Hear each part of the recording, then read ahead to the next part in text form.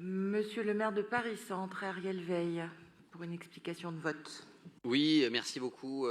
Merci Monsieur Granier de porter le vœu d'Aurélien Véron et de Nelly Garnier. C'est dommage qu'il ne l'ait pas porté même. C'est encore plus dommage qu'on n'en ait pas discuté, puisqu'ils le savent, et vous l'avez d'ailleurs cité, qu'il n'y a aucune politique il n'y a aucun laxisme en la matière.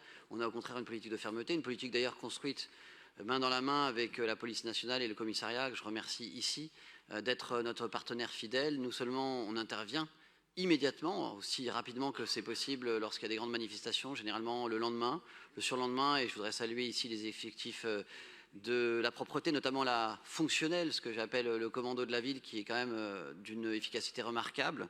Mais il n'y a aucun laxisme, puisque nous portons plainte, en effet, systématiquement. Je l'ai fait parfois moi-même, et sinon par délégation, évidemment, mes services.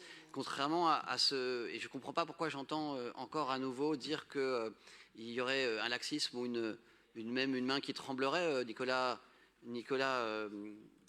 Norman a été extrêmement clair aussi dans sa réponse. Je crois qu'on est tous d'accord sur la politique de fermeté. Ça ne suffit pas, mais en tout cas, c'est la base. C'est la base, en effet, parce que le travail qui s'ensuit après avec la police nationale et le parquet, il ne faut pas jamais oublier toute la chaîne, c'est d'avoir la motivation pour aller lire les caméras et pour aller faire appréhender ce qu'ils ont fait d'ailleurs, et là aussi je rends un hommage appuyé au commissariat, parce qu'ils ont autre chose à faire pendant les manifestations, et on le comprend bien, notamment les équipes de maintien de l'ordre dans des manifestations très très violentes.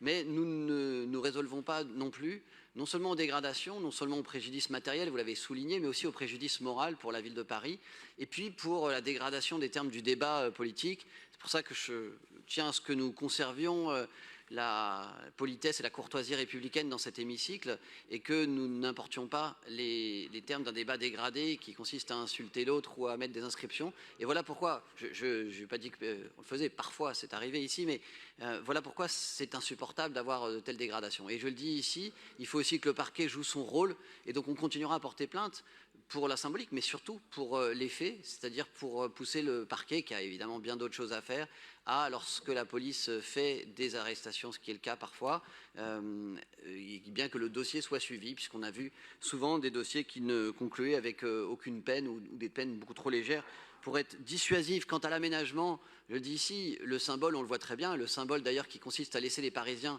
se réapproprier cette place là où ils ne pouvaient approcher la statue autrefois, parce que faute de voitures qui les en empêchaient, le symbole est très fort, mais ça n'empêche pas de penser à des aménagements possibles.